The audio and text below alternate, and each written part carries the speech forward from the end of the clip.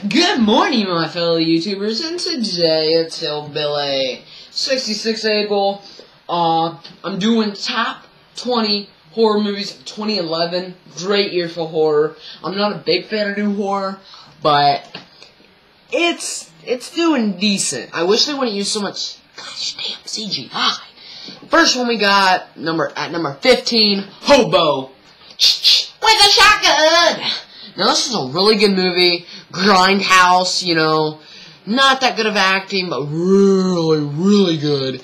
I want to get this on DVD. You know, it's a homeless vigilante. He blows away crooked cops, pedophiles, other scumbags. It's just a good movie. And this next one, number 14, I seen this in theaters right when it came out. Fright Night 3D. I didn't see the 3D version, I just saw the regular version, so I can't say shit about the 3D. This is really good. You know, it's the remake of the 80s vampire classic. A teenager suspects that his neighbor is a vampire, and he goes and, really big name actors in this, Colin Farrell. It's quite good. It is. I really like it. Kind of scary at parts, seems kind of actiony, but I really thought it was good. Very good. Number 13, Anthony Hopkins. I couldn't even watch this whole movie. I don't really like them religious kind of horror movies. Kind of offends me in a way. I don't know. Just didn't really like it. The Right, 13. You know, an American cemetery student travels to Italy, take an exorcism course. It's a supernatural tale. It's definitely no Exorcist, but it's still very good. Direct-to-DVD title. It's also based on a true story, which people may not know that, which makes it even creepier. But, the next one at number 12 is Yellow Brick Road. Now, I'm surprised this one made the list, but clearly some of you guys liked it because on YouTube. Yellow Brick Road is the tale of a small town that's population completely disappeared to the 40s. I really liked that. It kind of had a weird feel to it, and I actually just watched it. The movie revolves around a young group of investigators who go to the town to try to unravel what happened to the citizens of Friar, which is their town. Now, this is really good. I really like that movie. 1 out of 10, I give it a 7. The acting is not that fresh, not that good, but, let's get on to it. Number 11, Tucker and Dale versus Evil. Now, I really liked this movie. If you like Shaun of the Dead, it's a safe bet that you will like to check out Tucker and Dale vs. Evil. Tucker and Dale are on a vacation, basically. And basically, the cabin where they are attacked by a group of preppy college kids, and they have to kill all these people, and oh, it's amazing. A lot of blood and stuff like that. The next one is the Attack of the Block. It's about a teen gang in South London who defend their block from an alien invasion, kind of a sci-fi film. This is easily not one of my favorite movies of 2011, and one of the best monster movies I've seen since Toby Wilkins' Splinter.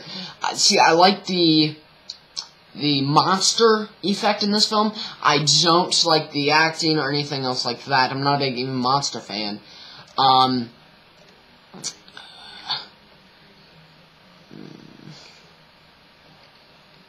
And the next one we got is at number 9, I Spit on Your Grave.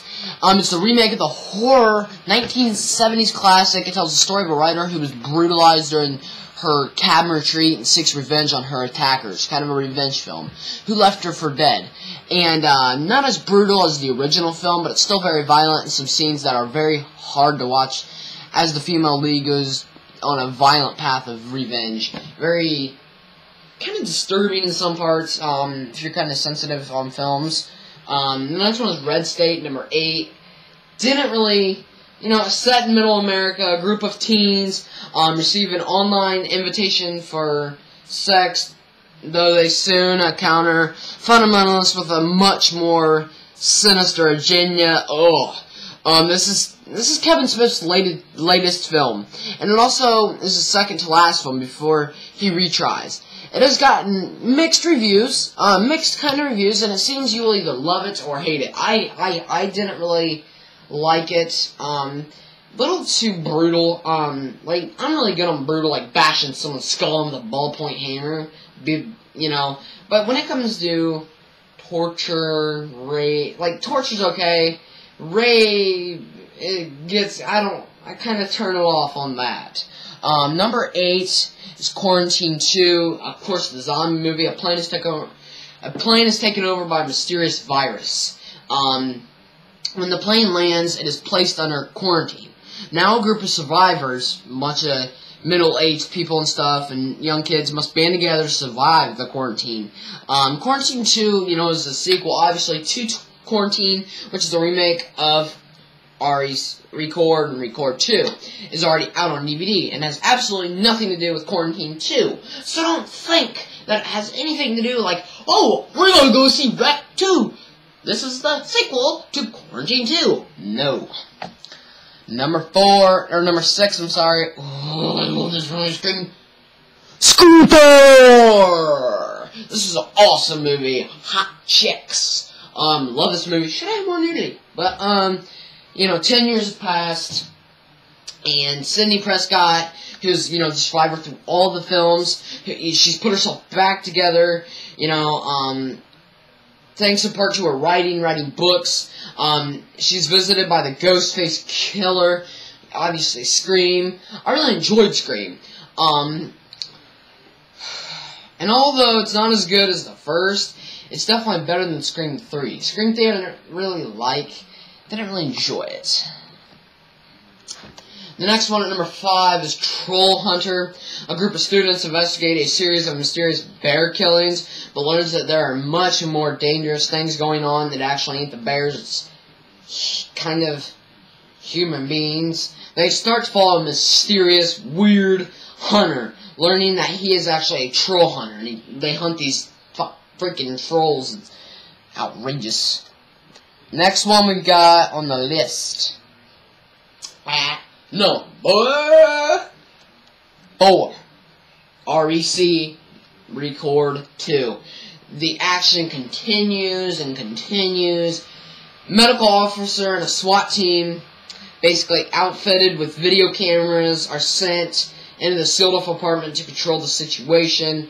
It's a fantastic foreign zombie film. Not really big on foreign, but I enjoyed this one. Everyone needs to see this, and clearly you fans are just as passionate about the sequel as I am, because I've seen a lot of people like this. Next one, number 3. I saw the devil! I saw the devil. With his pregnant fiancée becomes the latest victim of a serial killer, a secret agent blurs the line between good and evil. Really good one. It's a pursuit of revenge, just like the one I said a couple minutes ago, I Spit on Your Grave. I Saw the Devil is a fantastic horror film. Turns the hero into the villain, and the villain into the prey. With its incredible story, extreme violence, and fantastic twists and stuff like the end and stuff like that. A very good foreign horror / thriller. And number 2, we're getting close. Stakeland. Martin was a normal teenage boy. Before the country collapsed in an empty pit of economic and I'm really scared this is going to happen. A vampire epidemic has swept across what is left of the nation's abandoned town and cities, and it's up to it's just good. I am scared the world's going to end, but we're not getting on that shit. 2012 sucked, and that had nothing to do with that. Number 1. I don't have a fancy camcorder to record all this shit. Insidious at number 1. A family looks to prevent evil spirits. It's a ghost film from trapping their comatose child in a realm. It's called The Further, something like that. Insidious took the number 1 spot on the list with over 40% of the vote, making it your choice for the best horror film of 2011. As far, frankly, a pretty fun choice at that. That was my top, 15 films of 2011. I hope you enjoyed.